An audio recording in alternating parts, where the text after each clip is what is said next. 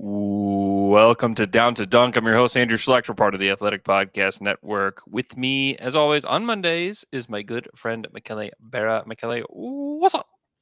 Well, draft is a week. It's a week before when. I'm jibber jabbering here. It's arriving. We are a week ahead, so it's awesome. The finals are nice. One team is playing very well. The other one is playing not so well. Yep. And so everything is awesome. Mm-hmm. Yeah. I think the finals are so interesting because I talk about like floor spacing bigs all the time and like how important it is. And like you see how important it is to the Celtics right now that everybody is a spacer and like why. And also I just hope that J-Dub is watching the finals and watching Jaylen Brown in particular because they are throwing doubles at Tatum. Jaylen Brown single covered. Jaylen Brown is getting to the hoop at will over and over again against this Mavs team that the Thunder couldn't crack. And some of it was that they couldn't put out five. They couldn't play five out all the time. To me, it's so important that the Thunder play five out, especially because you have Chet, especially because you have Chet and you have the ability to actually do it in a meaningful way. Gotta play five out. Like to me, it's just like watching the finals is like doubling down on the thought that like they need to play five out. They do. They also, one thing that it was very, very nice to watch in game 2 was the Drew Holiday being bullied down low, which is something that OKC doesn't really have in anybody else but J-Dub. So that is also a part of the game that I think he can do much, much better. And why the big man was not like close, it's because of the Porzingis factor. And also the fact that one thing is to guard Josh Giddey on the perimeter, or Lou Dort. Another thing is to guard White or Holiday or Tatum or Brown. Those are different kind of players.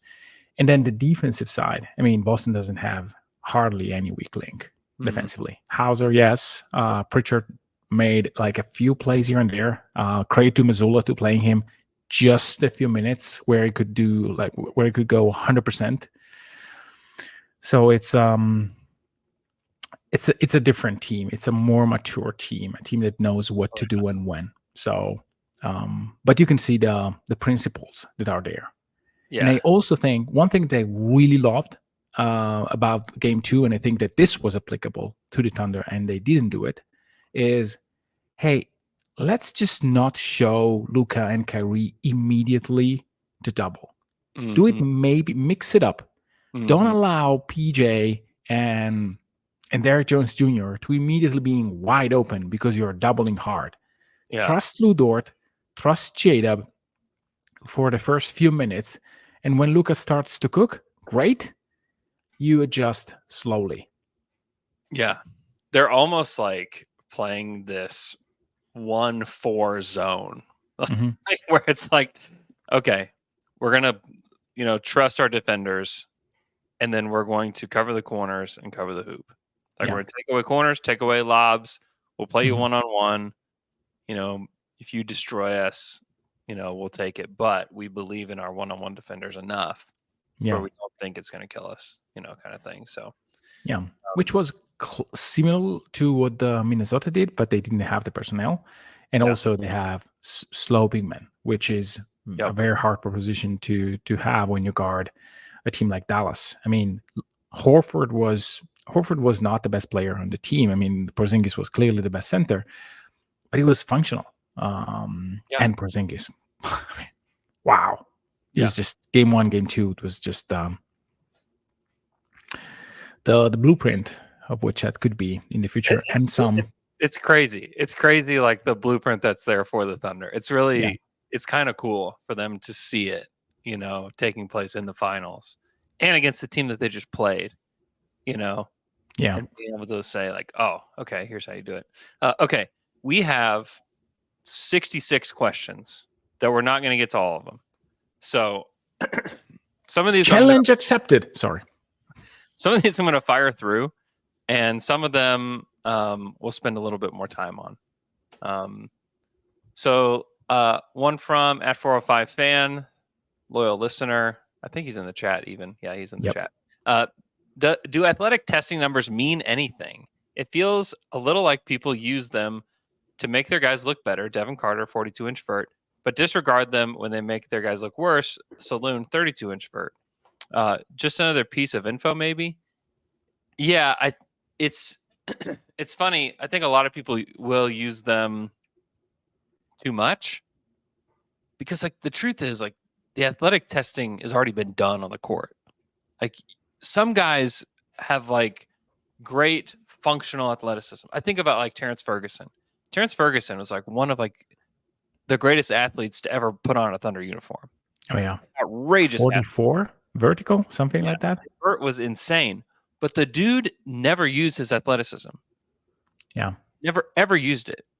He was a standstill shooter. He was a pretty good defender with his footwork, but like functionally never used that. Like I mean, you saw him like break out like a fast break dunk if he was all alone sometimes, but like he was not using that athleticism.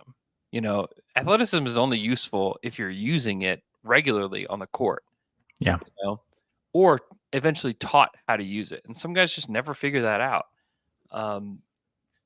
So I take it all, like, I think it's good to take the information in, but also like lean more heavily on what these guys did in games. Yeah, and also having some parameters like a 6'8" guy who has a 32-inch vertical is jumping quite high. So it's not like 42. There are like there is a wide difference, but it's not like you need 42 in order to dunk or to be athletic enough to block a shot. I mean, so it's all as you mentioned, how much of that they can apply to basketball. I mean, 32 probably is an average now, maybe a little bit above average number for a 6'8" guy. I don't know from the top of my head what is PJ Washington, but PJ Washington is a decent athlete. And I mean, so if you have Lou Dort with a 44 inch vert, I mean, that is quite an interesting player. Is Lou Dort not a good player because probably has a high 20s / low 30 vert? No, he's a very good defender, athletic, physical enough. Maybe he doesn't throw spectacular dunks. I worry a lot when you have very, very slow shuttle runs, when you have slow feet. I mean, and even in these with these players, sometimes those numbers are misleading. Take in Naz Reid, who is my nemesis. He was not in shape for the combine. He had probably horrible numbers. Nobody believed that he could guard any NBA player, let alone guards. And he still not able to guard like small players or wings, but he's decent enough. So it's grain of salt in all this. Yeah, totally. At M Bayfield, is Tijon Saloon a realistic swing at this stage of the rebuild? I don't know. I think it's a good question.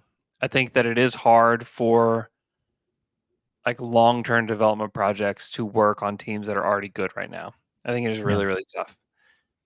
If he can be functional defensively, which some people think he can, then you can let the offense come along slower.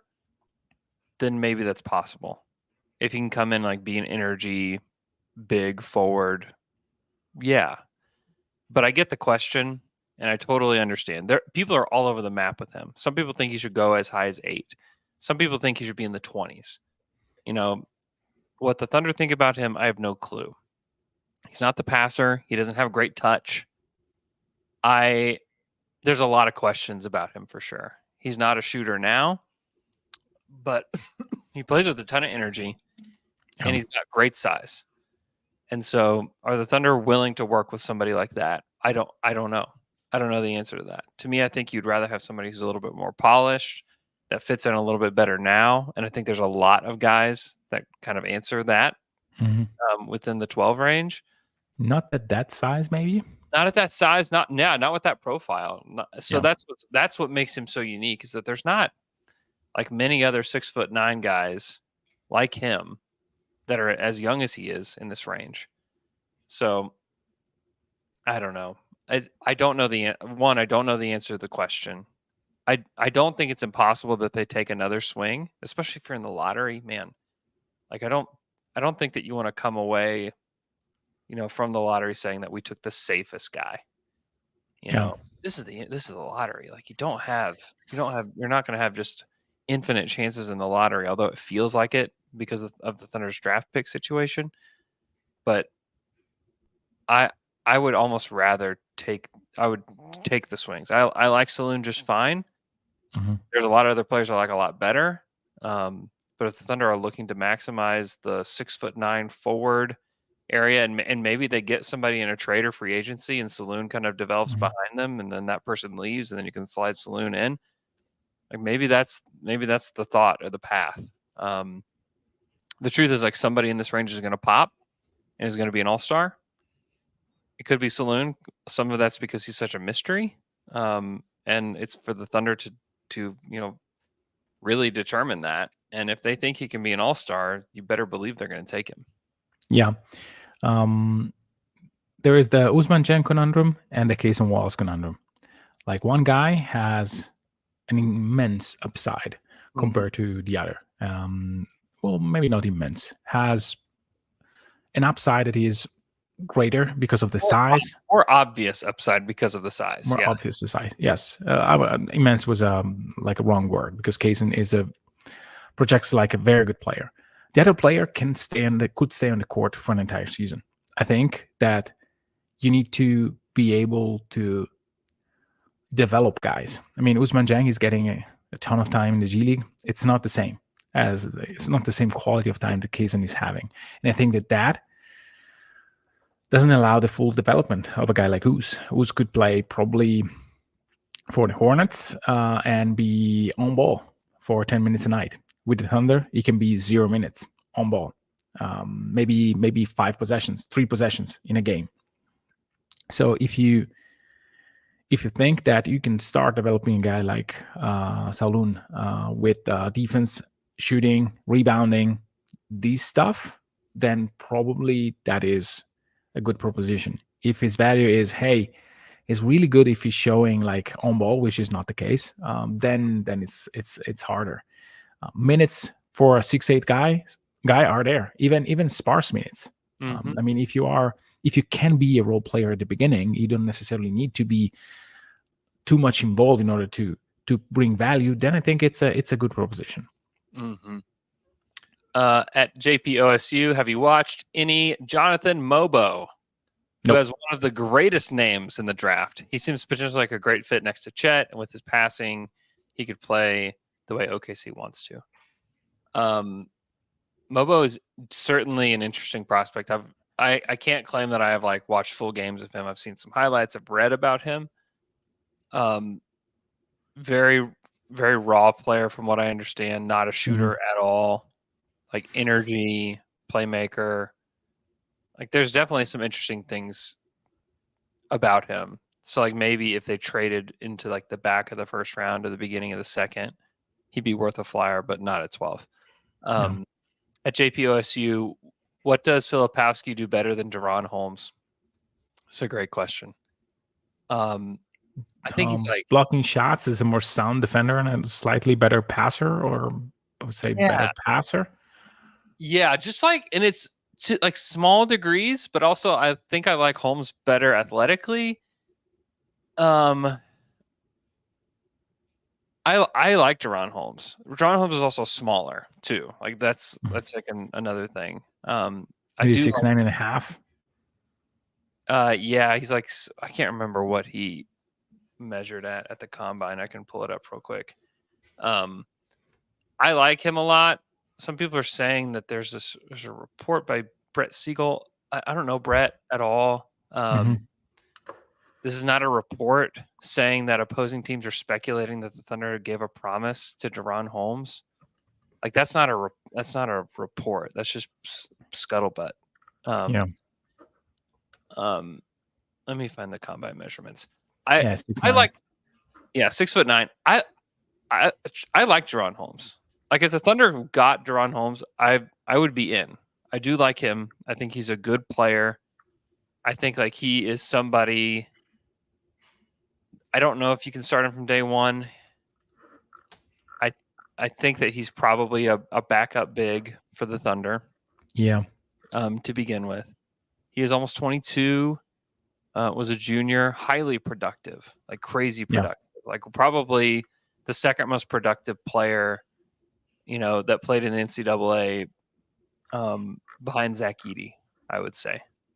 You have like Jalen Tyson and Terrence Shannon and Deron Holmes. Like those guys were all crazy, crazy productive guys that are going to go in the first round. I really, really like him. I think if the Thunder want to take a swing on him at 12, I'd respect it. He's a good enough passer. I think he's a good enough defender. I do think like they have to start if they're going to replace Josh Giddey, and if they're going to replace somebody in that lineup, they have to start thinking about like what kind of player you want. I would rather have a like power forward sized wing rather than a power forward sized center filling the role, which is why I'm more skeptical of Holmes. Now, maybe he comes off the bench. That's extremely valuable. Like he's highly productive. I think he's an upgrade over Jay Will almost right away. I get it. I like him, but I would also rather have a bigger wing at that spot than I would have a big next to Chet, because like I do believe in the 5 out.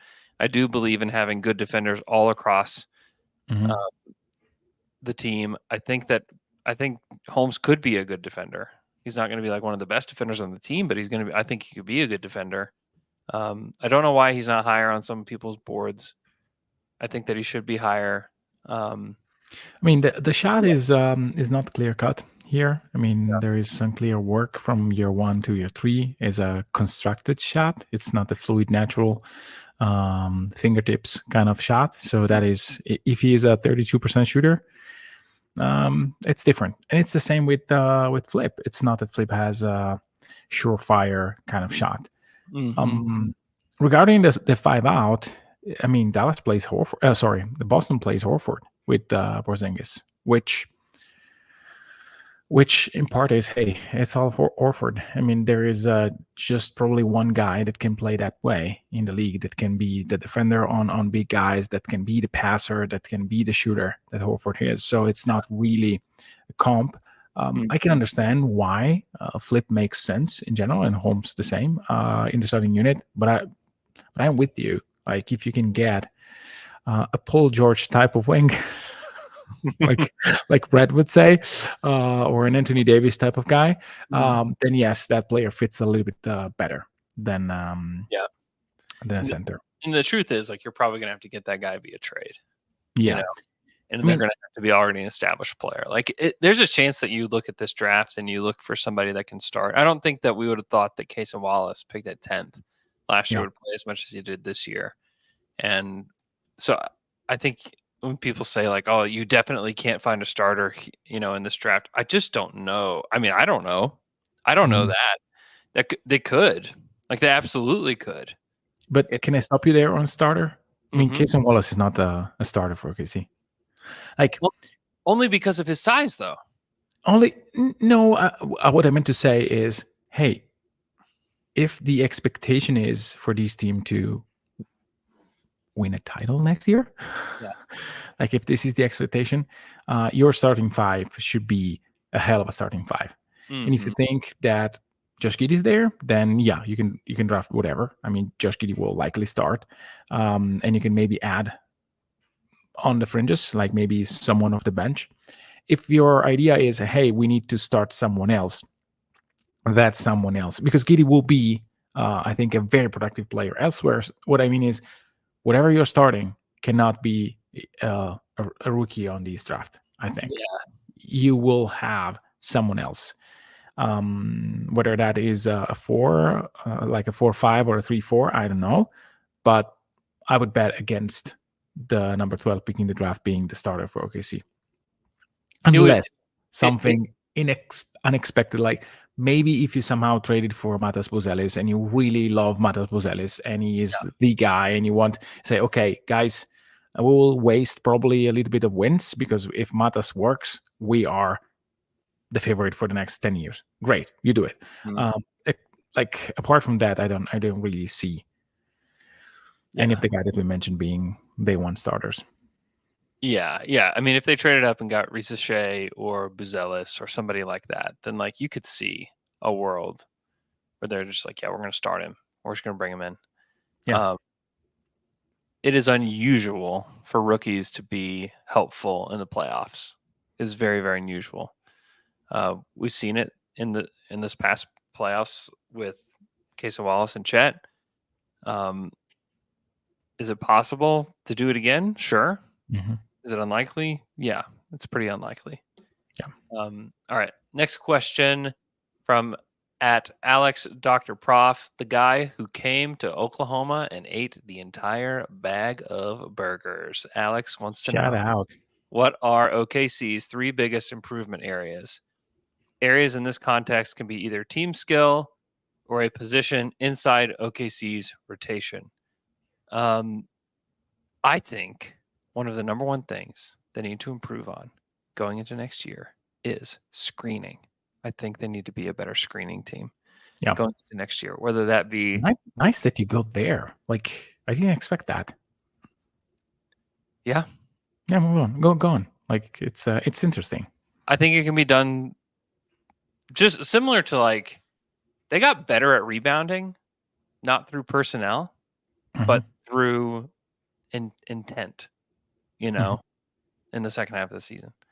I think they can be a better screening team going into next season and not make massive changes, or not like draft Shaq Edey, I think like they could you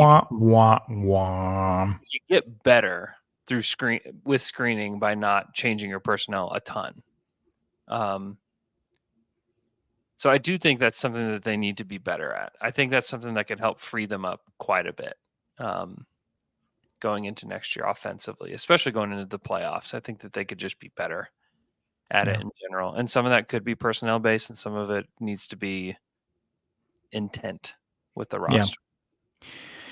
Yeah, and chat is a big part of it. The biggest area of improvement for me, it's how do we feature, and I said it already, how do we feature Chet more in the offense? I mean, he needs to absolutely cook and destroy whoever is, 6'8" and shorter. He can do that. He can be a guy who takes 18 shots per game. Yeah. I truly believe that Chet Holmgren at full swing can take 7 threes per game, making maybe 3 or 4 lobs, and taking a few jumpers here and there. Lobs meaning, hey, I'm catching down low, and I maybe sometimes I drive, sometimes I catch. So I really think that featuring Chet Holmgren is another really important part on how you get better J-Dub and better Shea. Because if you really have to, if you can't cheat on Chet Holmgren, then you can't really give him space. And by doing that, you open the box a lot more. So I do think that is something where they can and will improve. And again, it's how many weak links do we have on either side of the court? Lou Dort was treated like a non-shooter by Dallas, and he made them pay seldomly. I'm positive that he will be better next year. And if he's your weak link, I mean, it's not that Brown and Derek White are knockdown shooter necessarily. They are shooting horribly right now, but it doesn't really matter. If you have like 2 of these, then it becomes a bit hard. So I really do think that adding a guy who can knock down shot and it's not a minus spacing wise, then it's that is a priority. Yeah. Other improvement area. I mean, honestly, I just think this group just needs experience together. Age. Age. Like, I honestly think like that. It's like the most boring answer, and it's the one that I know that maybe people get the most irritated with me about. But I honestly believe that is one of the biggest areas that they can improve at. Is just getting older and growing. It's their first rodeo. I mean, how many teams that are super duper young get to the finals and win the finals? Yeah, it just doesn't happen. I mean, it's OKC never happened played that young. Yeah, like Boston is the only other team that played the Mavs as good as OKC did. They'll probably win, or not. We'll know. We'll see. But OKC was either very, very close to the team that lost the finals, or very, very close to the team that won the finals.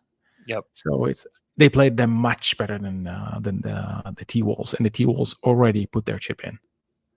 Yeah, and like, I mean, think about Golden State.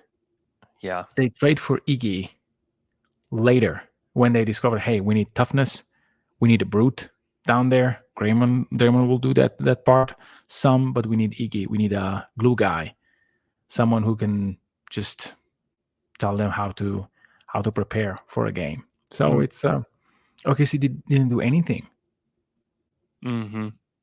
Yeah, and like you look at percentages through 2 games for the Mavs from 3. Derek Jones 20%, PJ Washington 12%, Kyrie Irving 0%. He hasn't made a 3 yet. Josh Green 25%. Yeah, none of those guys are making their shots. Boston is rushing them away from 3 a little bit better. And again, they didn't concede at the beginning of games, which I think is a very good strategy. But yes, they are missing wide open shots. And PJ even made the first shot that he took last night, and he made a ton of layups for his standards, but threes did not fall. Well, and they're just more comfortable from the corners, and the Mavs are just taking those away. Yeah. I think they had 6 attempts last night. They had 3 in the first game. Those are just more comfortable shots for those guys, and they're making them take more uncomfortable above the break shots. They're not necessarily guarding them that well there. They're just forcing them to take different kind of threes that they're not comfortable with. At Clark Matthews, how many players in this draft would even have a hope of cracking the rotation next year? Let's see. Rotation? Cracking the rotation. Probably several of these guys. I think Reed Shepherd would crack the rotation. I think Buzelis would. If the Thunder took Klingon, he'd crack the rotation for sure. Connect would probably crack the rotation because he's a wing with size. Steph Castle definitely would. Let's see. Flip probably would. Tristan Da Silva would. Da Silva would. I think Devin Carter would. I think he just forces his way onto the court just because he's that kind of guy. I think if they took Shaq Edey, that he would be in the rotation. Wow. Hey, guys, he said that. Amazing. Bub Carrington might crack the rotation. Have you watched any of Carlton Carrington? Bub Carrington? It's on my list, but yeah. Oh my gosh. He's so good. He's becoming a player that I don't understand why he's not way higher on board. It's kind of like Deron Holmes. Like I've been watching him over the weekend. I was super sick, and so I'm laying in bed just like I was dying, just watching Bub Carrington clips. And this dude is awesome. He's probably the best pull-up shooter in the draft. Yeah. He's an amazing pull-up shooter. He certainly has flaws, but he's also one of the youngest guys in the draft too. Man, I just wonder, especially if there's like any appetite to move Giddey. I just wonder if he's one of those guys because he's like pass first, big guard, can shoot. Man, I just really like him, and I'm just like, I would take him at 12. Like I straight up would just really. Yeah. Wow. Yeah. He's one. Like, here's the deal. Like I really liked Flip, and I really still like Flip quite a bit, but like that was before I've watched some of these other guys. And like some of the guys that they have around Flip in some of these mock drafts, like Misi and Isaiah Collier and No. Pittman and Tyler Smith and Khalil Ware, it's just like, bleh, bleh, bleh, bleh, bleh, bleh. And then like you get to some of these other guys like Deron Holmes and Bub Carrington, it's like, whoa, like these dudes pop. Devin Carter too. Devin Carter popped in his junior year. Now the shooting stuff scares me a little bit with him. Like, is he a little bit? He's shooting from like. Here. I know. There's but the dude is just It's a catapult shot. He's a gamer though. Like that guy just knows how to play. Do you remember who was the last who was tagged as a gamer? Dude, I know. Oh, I know. Okay. I know who you're about to say. Are you trying to say Johnny Davis? No, it's not Johnny Davis. It's worse. Why is slipping from my head? It was the guy who went fourth in the draft from Kansas, and that was at a music festival and ran away from the cops in handcuffs.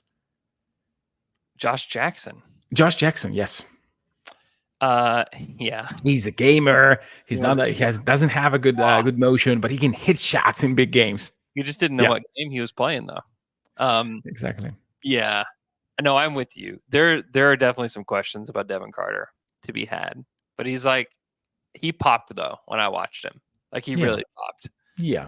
No, I can see that, and I think that for these players, there are places to go and pop. Maybe not my cup of tea. Maybe. Yeah. I mean, that shot is not good to watch. I mean, I also just wonder if he's just like a worse Cason Wallace. That is like maybe a better rebounder. We don't need a worse Cason Wallace. We need a taller one, not a worse one. That's exactly right. I would probably just rather take Cody and just like hope that he develops into like a really good defensive wing that can shoot it. Cody is efficient. He's efficient. Like Cody is extremely efficient. And efficient players, I mean, take Wiggins. Wiggins in year one was not the best shooter, but he made good choices with the ball.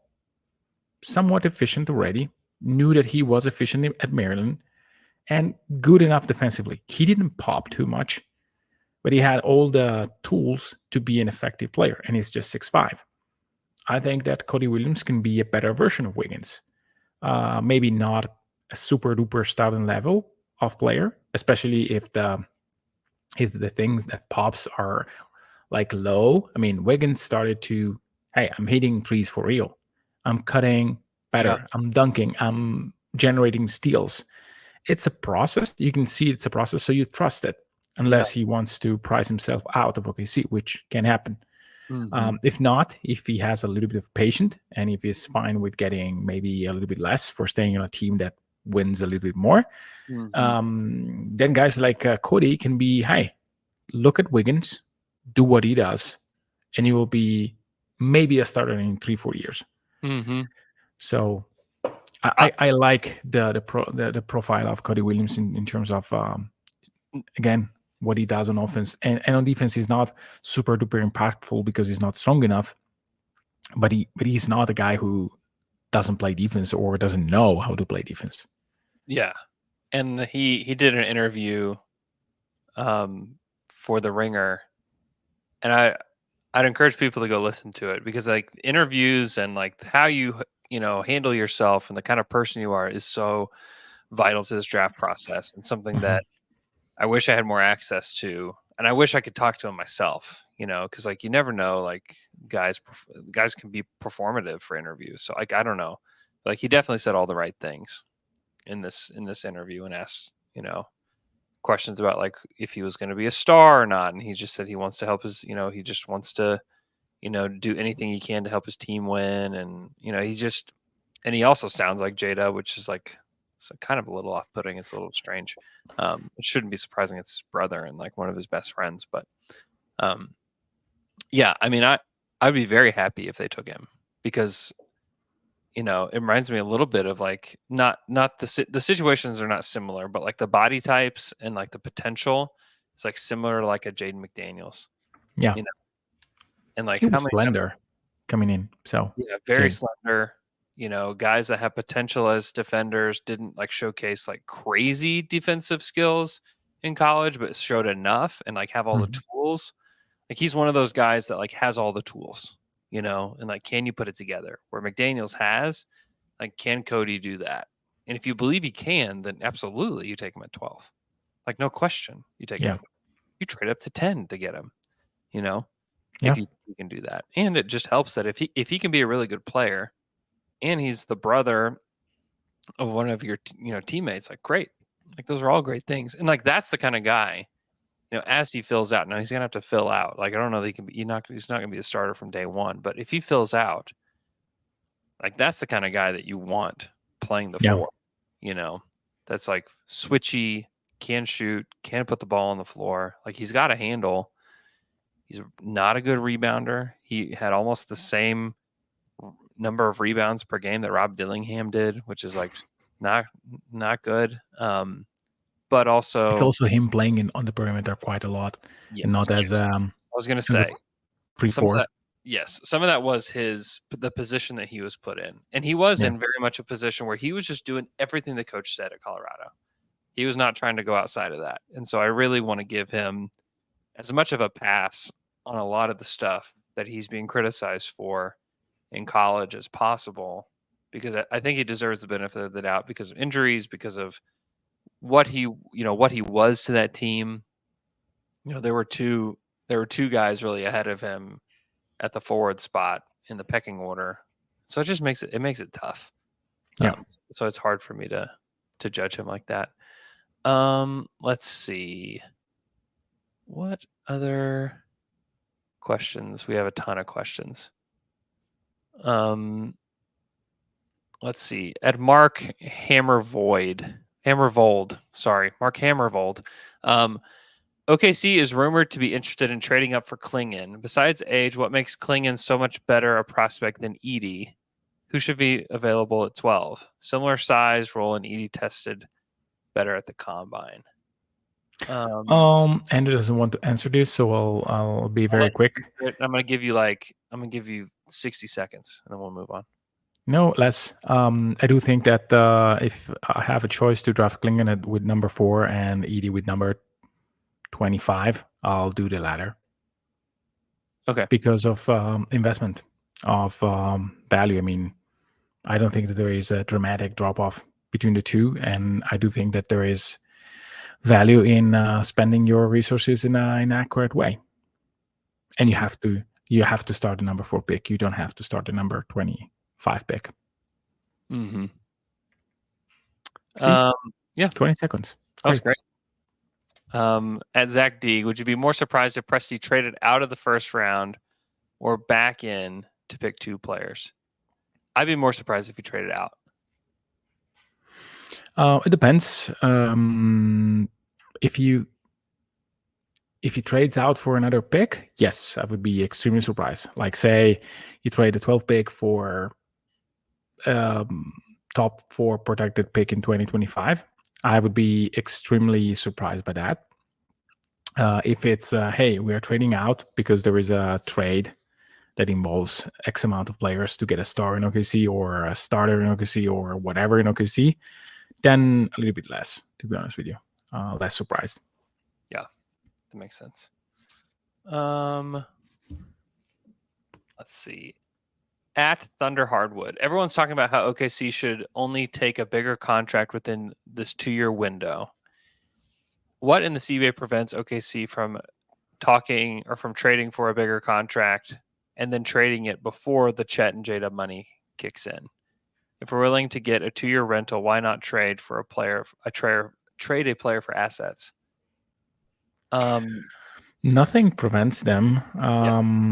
And if it's a guy who has 3 years on a contract, then it's even easier because you have like an expiring contract, which is pretty easy to move. So I think that when we say that OKC needs to be mindful about the kind of contract, we are talking about like very long, heavy contracts that may be not valuable in 2 years, because that will create a lot of issues with your cap situation. Enter OG Anunoby. you have to probably pay north of 40 millions to grab him somehow. I don't know the exact number that you can get, but it's going to be the max, and it's going to be 5 years. And suppose that he has any sort of, hey, it doesn't really fit, or hey, it's 40 games per season because he's injured, that contract will destroy your cap situation. Yeah, and also like we don't know that like the Thunder ownership is like, hey, we're gonna give the thumbs up to just fill up all of this money. Oh, look at that, check that out. Wow.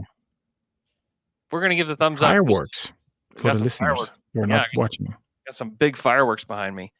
I would say like we don't know like what their situation is as far as like spending goes this summer. Yeah. You know, if they're able to spend all that they can on free agents or on, you know, in a trade and bringing somebody back, we don't know. They have the flexibility, but they also are going to get really expensive in not that much time. Yeah. And so I don't know what they're going to do. They have the ability to do a lot. Yeah. My expectation is that things will change this summer. I do think things will change this summer for them, and that they will come back a different team in some capacity. I think like their core will stay together. I think several of the role players that fit really well will stay here, but I do think that change will happen. I think that they saw enough in the playoffs probably to be able to identify, you know, what they need. I think you watch Boston and you're just like, man, like that's pretty close to how we want to play. Not exactly it, but like at least like a good look at how we want to function. And that team is killing the team that ran through the Western Conference. Yeah. You know, and so I think like you can have some solace in the fact that like, yeah, this is what we're aiming toward. This is year one. We got through round one, struggled in round two. How do we get ourselves to that next level? I think like I think that you have the blueprint. I think that you just need to go get the players. You know, I think that are going to be players that are available for this. And it's not easy to grab the right player. Ask Boston. It's the taking time. Fourth, fifth attempt to building a roster.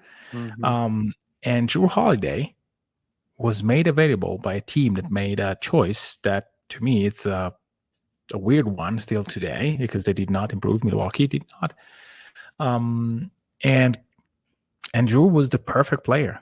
They were able to keep their same level of defense that Marcus Smart was giving them. They let Derek White blossom into an amazing player. But I mean, Jrue was insanely important to what they are doing right now. Yep. And it throughout the entire season. And I mean, up until what was July, that player was not available for Boston. So it's also, hey, you may need a player that is not there. And so like spending for the sake of spending, mortgaging for the sake of mortgaging your future just to show that you're spending money and be active, it's not the right thing. You really need to pick the right player. If somehow Paul George calls Price and say, hey, can you clear space? What you have in Shea and the others, it's amazing to me. I want to sign there. I think that Paul George is nearly the perfect player that OKC can get. So it's and if he's not available, I would not spend 40 million for OG Anunoby. Yeah. Not even if he wants to be in OKC, because I don't think that is the right way to allocate your resources. At Mibro wants to know, with guys like Isaiah Hartenstein and Nick Claxton coming available in free agency, are the Thunder more likely to go that route for their big than to use their lone draft pick on one? They're not. Yeah. I don't know about the draft pick. They could use it on a big. I feel pretty confident in saying they're not going to go and pay Hartenstein or Nick Claxton that kind of money to come to Oklahoma City. One, you have to overpay him to come to Oklahoma City. And maybe you can with Nick Claxton. I don't think that Hartenstein will move far from New York. They will be. They need to bring him back. They need to bring him back anyways. Yeah, and they going to command 104.4. It's the lowest, I think. Mm-hmm. But they can maybe even negotiate a little bit harder. Mm-hmm. So it's I'm willing to pay that for a guy that you play. I know that without Charongan, you were absolutely abysmal in the playoffs, but also you're not paying 25 million for that. Mm-hmm. Just find other ways. Mm-hmm. Yeah. Yeah, I don't see that happening. I just don't think you can invest that much money in a backup big man. Yeah. Like, I just don't think you can do it, especially when guys can be had for pretty cheap. So it's like, I don't know. It's not worth the money to give a backup big man $25 million. I mean, it's just not worth it. Yeah. The Thunder have their starting center. Like, we need to, as a fan base, like, stop worrying about that so much. Like, they need to address the big man position. They need to find another big. Are they going to be somebody that is just going to change everybody's world? I just doubt it. Like, I think they're going to come in and play like good backup minutes, but what's going to change the Thunder's world is Chet Holmgren getting better over the summer. Like, that's going to be play 36 minutes in the playoffs, 38 minutes, whatever he. Yeah. If he plays 38 minutes in the playoffs and you're paying Hartenstein $25 million to play 12 minutes or something, to play 10 minutes, it's just not like, what are we doing here? At Ben Hieronymi, I'm sorry, I've just completely butchered that. He said he hasn't heard a whole lot about Khalil Ware. Thoughts on him as a guy that we trade back for? I just, so I get it.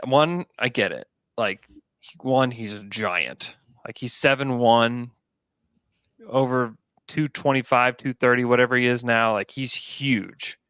Good rebounder, decent passer, gets blocks, but some of the character stuff that's come out of Indiana and some of the character stuff that you hear about from him, I just would be really, really, really shocked if that's the guy the Thunder targeted. Yeah. And don't look too hard at the 3-point shooting, because that is very limited and very, very not correlated to any good, like, other stat, like free throws and stuff like that. Yeah. I just don't see it. Like, yeah, I think he's clearly like a special, like, built human being. And like, he's got like some basketball skills. But when you hear people talk about him character-wise, they compare him to people that would never play for the Thunder, like that would never ever put a Thunder uniform on. So like, I lean to that, and that's not me knowing him. I don't know him at all, but like, when you hear those kind of things about him, it's just, there's just no chance. Like, there's just absolutely no way they would take him. Yeah. Let's see. Okay, at Cody J. Cooper, we'll only maybe answer like 2 or 3 more. At Cody J. Cooper, what is your dream trade up or your dream trade back scenario? I mean, dream trade up for me is Stephon Castle. He doesn't shoot the basketball. I understand. I think you want Johnny Davis again. I just want to recreate the Johnny Davis situation. But no, I just love these multi-tooled players like him. He's super young. He's like 6'7", so he's like wing size. He could be like an Andre Iguodala type of player for you that just like does all the little things. I don't think his shot is just like so broken that he'll never shoot it at the NBA level. The shooting stuff is certainly scary, but man, like, I think he contributes to winning basketball. And you saw that at UConn this year. Yeah. The guy had to adapt a ton to fit on that UConn team. And he did it, and he did it all in stride. He didn't do it begrudgingly. And part of the reason that they won the title is like that he just figured out like what he could do, because he was not this kind of player at UConn. He was a much different, in high school than he was at UConn. He was much different, and he changed and adapted, and like just the malleability of a guy who's 19 years old to do that, man. and he's like pretty stout for 6'7". You can see how you like put on like good weight moving forward. He can pass, he can rebound. Like there's just a lot to like about him. And I think like to me he's been my favorite guy in this class. And I don't know if he's going to go in the top 4. And so that to me is like where like I could see Stephon Castle like really functioning with this Thunder team. I mean, the shooting is definitely like the weakest spot for him, but the passing, the ball handling, the defense, like there's just so much to like about him. My dream scenario trading up is probably Reed Shepherd. I mean, it's I don't like to have guards that are not shoot first, and Reed Shepherd is the shooter of this class. Yeah. He can really make any shot. He's a prolific 3-point shooter. The size is concerning for sure, 6'3". But I mean, we've seen what Isaiah Joe can create, and I think that Reed Shepherd is a better overall player than Isaiah Joe. Is a better shooter in terms of results, and also he is a better defender. He's a pesky defender. He can really be on ball and create havoc. Now, is he Lou Dort defensively? No, God no. Is not that. But I think that he could be a functional NBA guy. Now, it's really redundant with what OKC have because he's redundant with Kaysen, with Lou Dort, with Isaiah Joe. I mean, it would require some like churning here and there and removing maybe someone from the roster and maybe, I mean, maybe you do it for a guy that can really be a 45, 46, 48% 3-point shooter.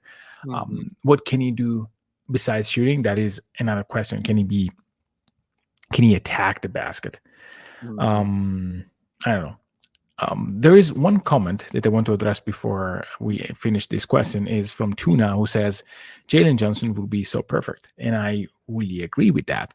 Why I'm throwing it right now in the middle of a draft question, because me and Andrew, we both hated the idea of Jalen Johnson back in the draft because he was not a finished product. He was no pop. Yeah, he may be a defender. He may be a shooter. He had such a weird year. For his year in college, he had the weirdest year. Yeah, that it was like, just don't go near that guy. And that's why he fell. Exactly. Like, is he a lottery pick? And probably if you redrafted, yes, he is. So probably our dreams are not where they are supposed to be. Maybe guys like Gordon Holland or Johnny Furphy will be the guys who are not there right now, but they have all the tools, height, athleticism in terms of Holland, who I think played 13 games at Duke. Yeah. Jalen Johnson did. Yeah. And had such a strange year and is really like he's blossomed certainly in Atlanta. But man, like he had a very strange year. Also, like not a good free throw shooter. No. There's like a lot of like indicators that you just don't really like. Yeah. And James in the chat wants us to also admit that we hated Jalen McDaniels. That was a completely different thing. We didn't hate the player. We were very scared about the reports that he was not the nicest guy. There's definitely a lot of flags about him as a guy. At Washington. We felt the 28th. Not even 20th, 28th. Yeah. You know, like there was reason for that. And like sometimes those guys work out and sometimes they don't, you know? So like, Yeah, trade back, I don't know. I don't know. I was in love with Tristan da Silva, but then he soured a little bit on me. So I don't know. It would be still a good player, but not exciting as the first few looks that I gave to him. Yeah. Matt Noonan says Oos is the next Jalen Johnson. He's maybe he's right. Who knows? We already got him. Don't even need to acquire him. He's already here. If he comes back as big as Jalen Johnson, that would be a nice place to start, because I do think that, hey, that guy needs to bulk up. He needs to be double the size that he is right now. Yeah. Okay. I think we got through like 4 questions, it feels like. No, come on, at least 14. Yeah, 14 questions. We didn't get to very many. So maybe we can even do this again next week. Yeah. And try to get through more questions. Certainly, I would love to answer all of these, but this would be like a 5-hour podcast. So we'll be doing that today. Still lots to get to. Hey, go listen to the Athletic NBA show. We've been doing recaps with the beat writers after the game. So with Tim Cato on from who covers the Mavs, and we have Jared Weiss, who covers the Celtics, was on last night. Really good stuff. It's like, to me, it's something that we're really proud of, that we can give you guys such great coverage for the finals. So please go listen to that. Subscribe to the OKC Dream Team, patreon.com/OKC Dream Team if you want more draft coverage. Michele and I are going to do more draft profiles this week. Rylan Stiles is joining us over there to do more coverage. So you got to hear Rylan on the Fry Pod a couple weeks ago, or I guess a week and change ago. So you get more of Rylan there too. Michele and I will do a pod with him at some point too, to just kind of like a meeting of the minds of, Thunder draft stuff. So be sure to make sure you're subscribed to that. Hey, if you're on the stream, we got a lot of people here on the stream on Monday, June 10th. Please hit the like button. That's all I need you to do. Hit the like button. Hope you guys are doing great, and we will talk to you guys again on Wednesday.